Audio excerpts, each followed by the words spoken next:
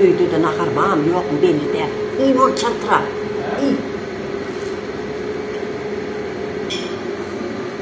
İyi kıydı.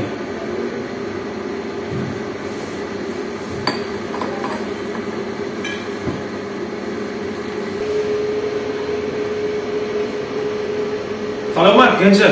Vay bu da açılma için yapmaya bir şak bir buraya geleceğim haydi. Yok ola ben. Değil mi? Sodura gittim. İşte kadar çık vardı.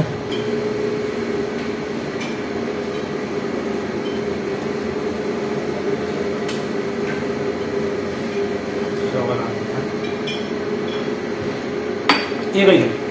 Vay bu da açılma için yapılıyor mu? Şak! Vay bu da açılma için yapılıyor mu? Şak!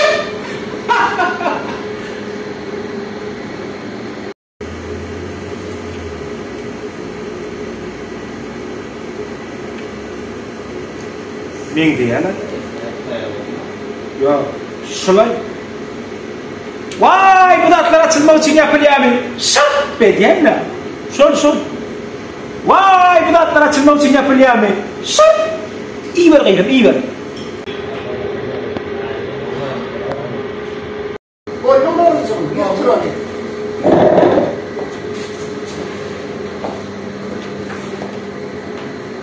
Diyfen diyemeden şu veynece laytır.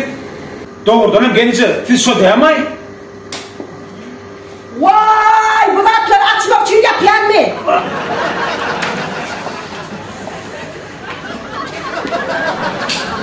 Doğrudan şöyle kim?